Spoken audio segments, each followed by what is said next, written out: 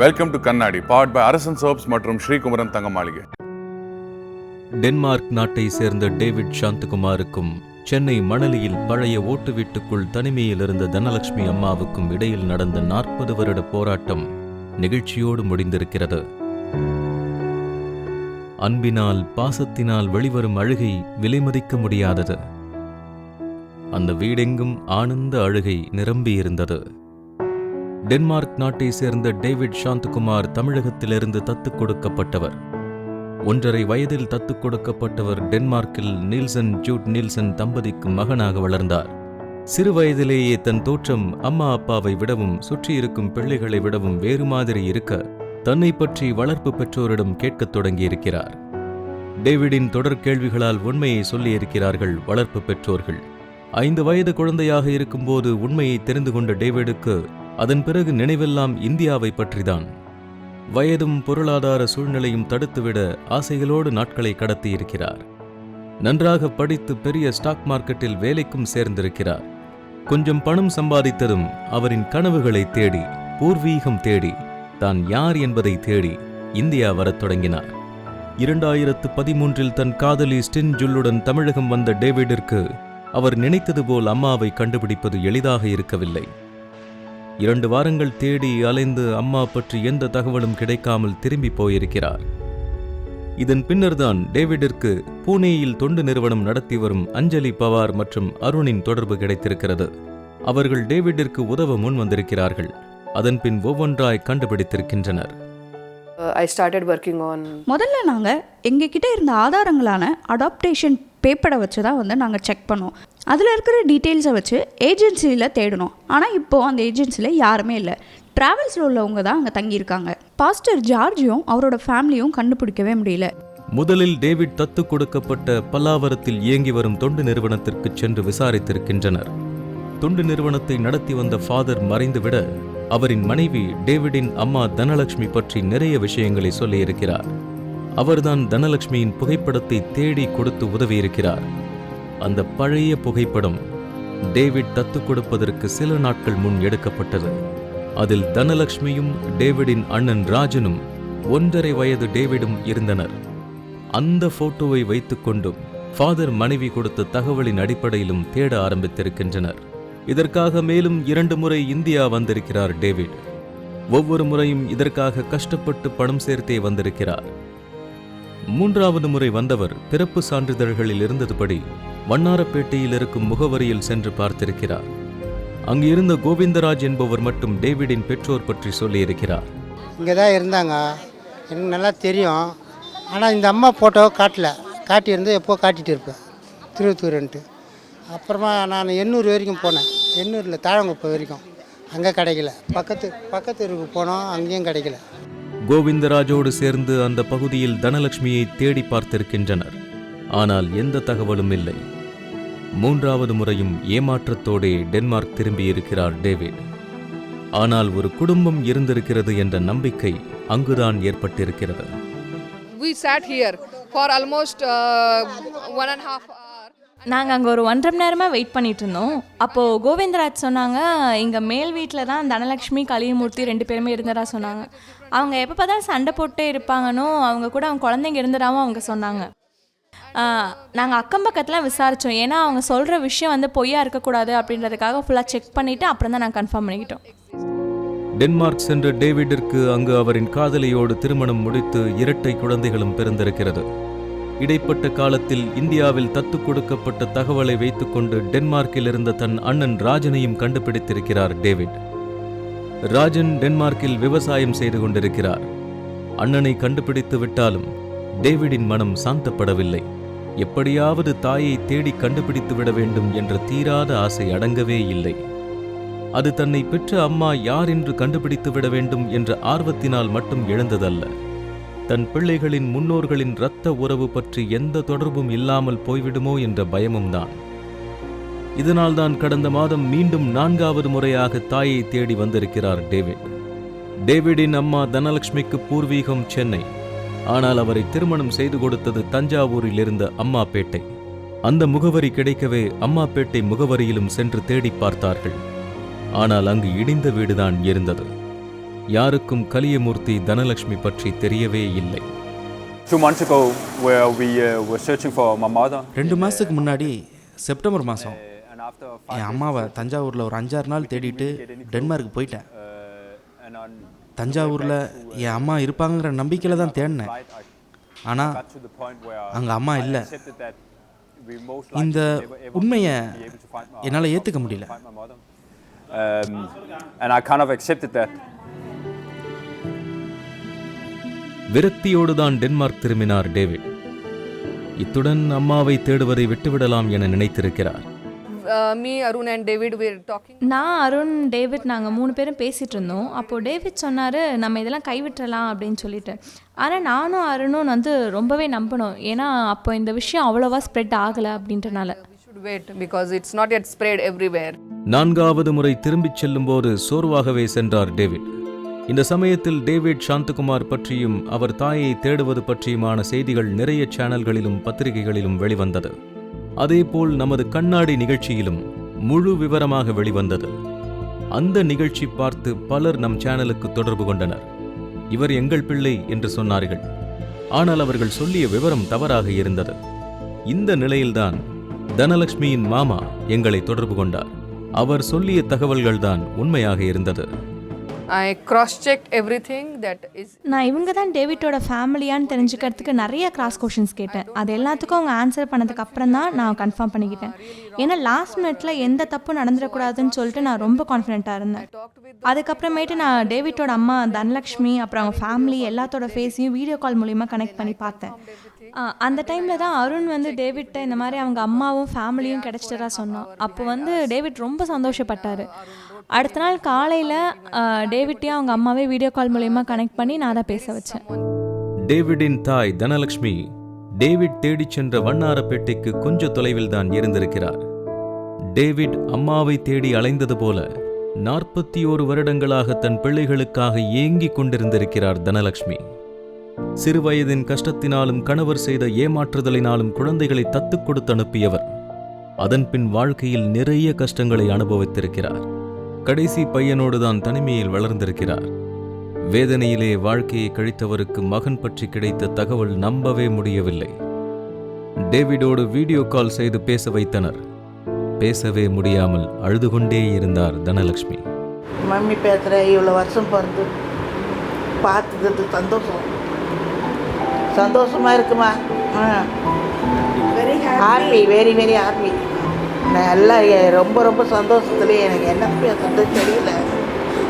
இவ்வளோ வருஷம் பொறுத்து நான் பார்ப்பேன்னு நினைக்கலம்மா. என் பிள்ளைங்கள சாவத்துக்குள்ளே ஒரு தடவை பார்க்கணும்னு நினச்சேன். நான் பார்த்துட்டேன், ரொம்ப சந்தோஷம். And then we had a video chat and நாங்கள் எல்லாருமே அப்போ வீடியோ கால் மூலமாக ஒவ்வொருத்தரை பற்றி நல்லா ஷேர் பண்ணிக்கிட்டோம். நான், டேவிட், அருண், டேவிட்டோட ஃபேமிலி எல்லாருமே ரொம்ப எமோஷ்னல் ஆகிட்டோம். ஏன்னா இது ரொம்ப கஷ்டம். இத்தனை வருஷம் கழிச்சு இப்படி ஒரு விஷயம் நடந்திருக்கு. அது மட்டும் இல்லாமல் 10 நாளைக்கு முன்னாடி தான் டேவிட் இந்தியாவிலேருந்து டென்மார்க் போனாங்க. And then we found her. And that was a very big surprise. அது எனக்கு மிகப்பெரிய சர்ப்ரைஸ். அது ஒரு எதிர்பாராத நிகழ்வாக இருந்துச்சு. உடனே நான் சென்னைக்கு முடிஞ்ச வரை சீக்கிரம் போகணுன்னு பிளான் பண்ண ஆரம்பித்தேன். அம்மாவை போனில் பார்த்த பின் டேவிடால் டென்மார்க்கில் இருக்க முடியவில்லை. வேகமாய் பணம் சேர்த்து கடந்த வாரம் 5வது முறையாக இந்தியா வந்தார் டேவிட். தான் ஒரு தத்து பிள்ளை மட்டுமில்லை, என்னுடைய இரத்த உறவுகள் தமிழ்நாட்டில் இருக்கிறது, நான் மிகப்பெரிய பண்பாடு உடைய மண்ணை சார்ந்தவன் என்ற பெருமிதத்தோடு தான் வந்தார் டேவிட். விமானத்திலிருந்து இறங்கியவர் நேரடியாக மணலியில் இருக்கும் தனலட்சுமியின் வீட்டுக்குத்தான் சென்றார். சிறு சந்துக்குள் இருக்கும் ஓட்டு வீடு. சின்ன பையனின் குதூகலத்தோடு வேகமாக நடந்தார். விவரிக்க முடியாத நிகழ்ச்சி ததும்பும் இடமாக அந்த இடமே மாறிப்போனது.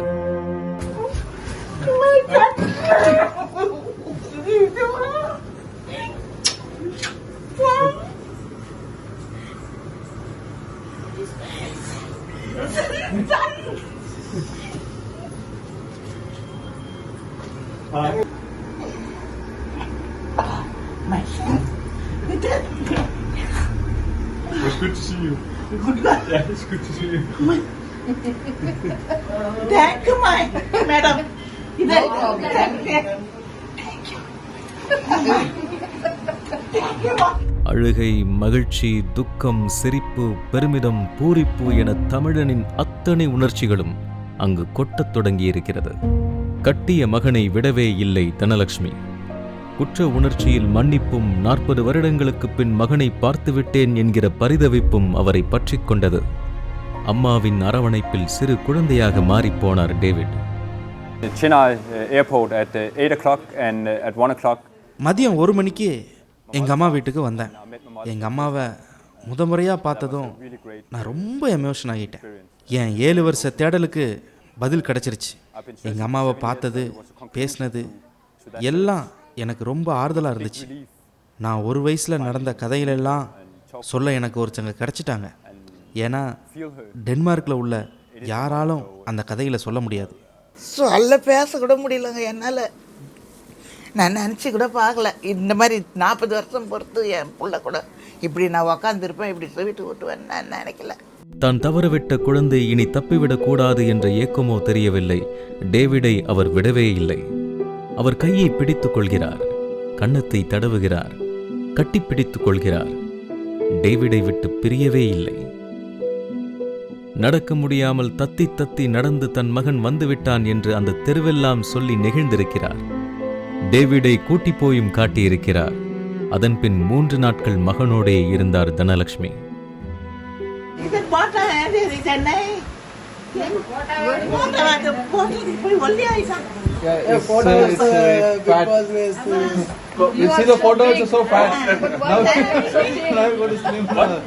You are fat when you are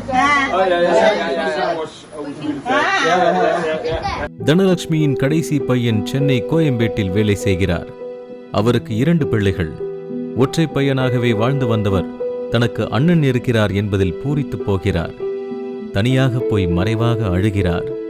அண்ணனை கட்டிப்பிடித்துக் கொள்கிறார், முத்தம் கொடுக்கிறார், ஏதேதோ சொல்லி சிரிக்கிறார்கள்.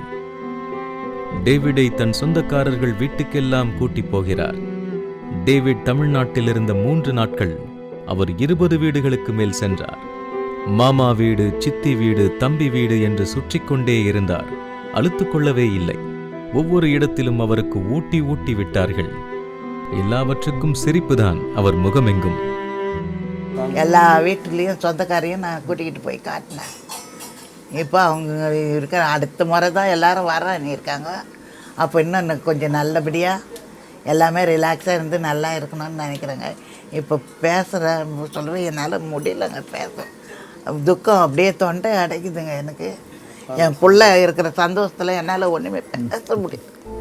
இத்தனை வருடங்கள் காட்ட முடியாத எல்லா பாசத்தையும் மொத்தமாக பொழிந்து தீர்த்தார்கள் மொத்த குடும்பத்தினரும். எப்பொழுதும் மகனுக்கு ஊட்டிவிட்டு கொண்டே இருந்தார் Dhanalakshmi. Because the last time I had drugs, I was having dinner with my mother. It was 41 years ago. You understand that? Tell her that it is special for him. அவருக்கு ரொம்ப ஸ்பெஷலானதா இது. 1.5 வயசுல சாப்பிட்டது அம்மா கையில நெக்ஸ்ட் இப்போ சாப்பிட்றாரு. ரொம்ப சந்தோஷமா இருந்தாரு. தான் மகனுக்கு செய்ய முடியாமல் போன எல்லா ஆசையையும் நிறைவேற்ற துடித்தார். அவர் உடம்பு முடியாத போதும் செய்து கொண்டே இருந்தார். தொட்டில் கட்டி தாளாட்ட வேண்டிய வயதில் தத்துக் கொடுக்கப்பட்ட பிள்ளைக்கு 42 வயதில் தொட்டில் ஆட்டி அழகு பார்த்தார் தனலட்சுமி. ஆனால் ஒரு நிமிடம் கூட அவரால் ஆட்டிவிட முடியவில்லை. அழுகை பொத்துக் கொண்டு வந்தது. என் பிள்ளை இப்போ என் பக்கத்தில் உக்காந்துருக்கான். நான் ஸ்வீட்டு ஊட்டி என் குழந்தைக்கு நான் எப்படியெல்லாம் நான் குழந்தையில செய்யணுமோ அதெல்லாம் இப்போ நான் செய்யணும்னு ஆசைப்பட்டேன். அதையும் செய்து இப்போ தொட்டில் ஆட்டணும் எல்லாம் செய்து குழந்தைய நான் கொஞ்சிட்டா நல்லா பக்கத்தில் வச்சு கொஞ்சிருக்கிறேன். ரொம்ப ரொம்ப ரொம்ப சந்தோஷமாக இருக்குது. கலைஞர் டிவிங்களை இதுக்கு நன்றி சொல்லணும். வேறு நாட்டில் முற்றிலும் வேறு கலாச்சாரத்தில் வளர்ந்த டேவிட் நடப்பதையெல்லாம் அமைதியாய் பார்த்து கொண்டே இருந்தார். அவர் உள்மனம் அதை கொண்டாடி கொண்டே இருந்தது. 2 மாதத்திற்கு முன்பு வரும்போது கூட டென்மார்க் மனிதராகத்தான் வந்தார் டேவிட். ஆனால் இப்போது முற்றிலும் தமிழராக மாறிப்போயிருந்தார். அந்த வீட்டின் ஒரு ஆளாகவே இருந்தார்.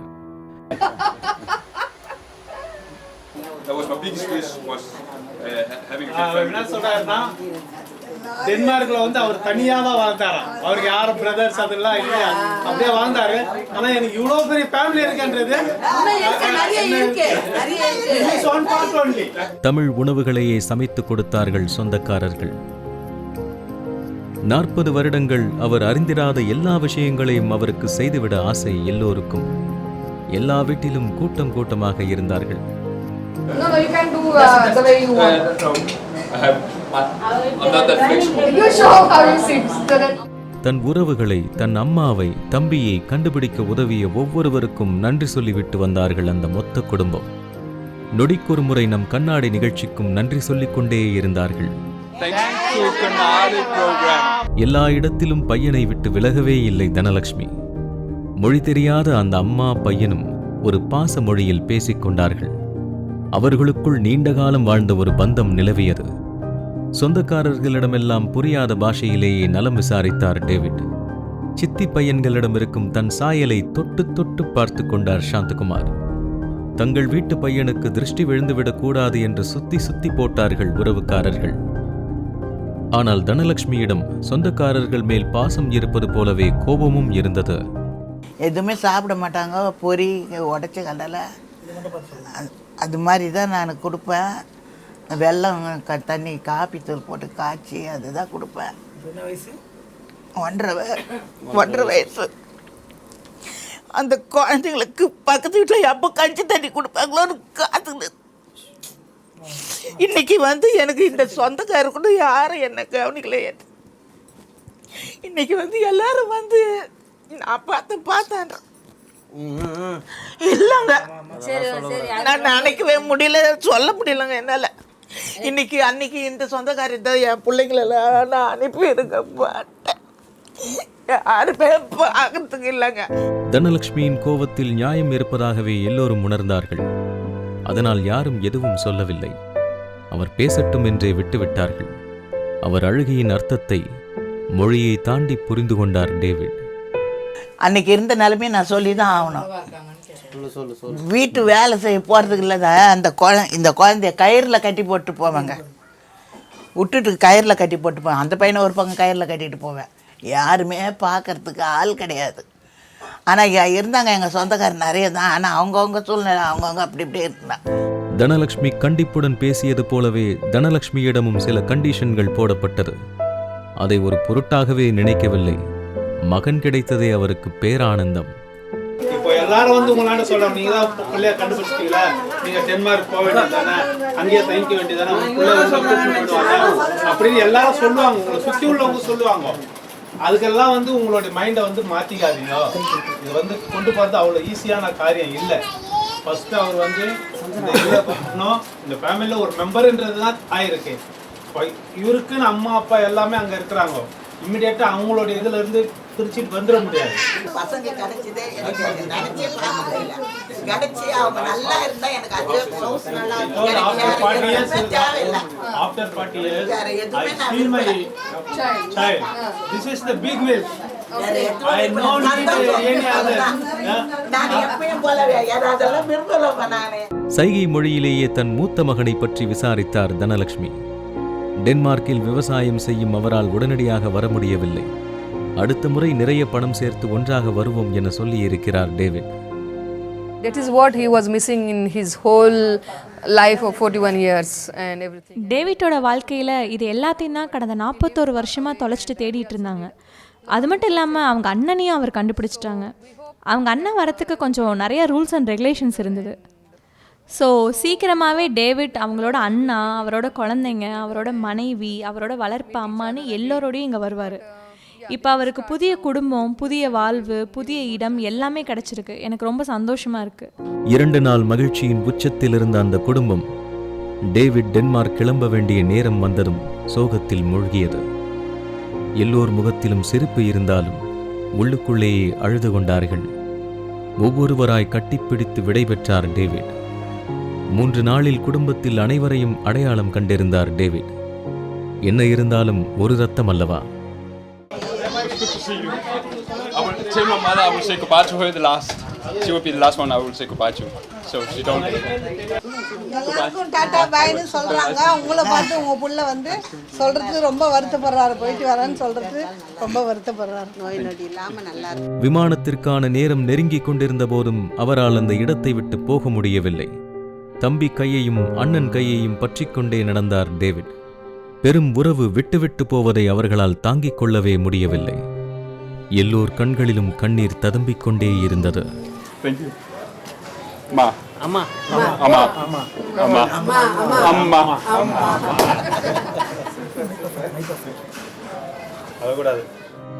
நீண்ட பாச போராட்டங்களுக்கு பின் விடைபெற்றுச் சென்றார் டேவிட். அவர் மனம் இனி டென்மார்க்கில் இருக்காது. ஓடி ஓடி தமிழகம் வந்து கொண்டே இருப்பார். மொத்த குடும்பத்தையும் கூட்டி வருவார். அவர்களின் வருகைக்காகவே இன்னும் 40 வருடங்கள் கூட காத்துக்கொண்டே இருப்பார் தாய் தனலட்சுமி.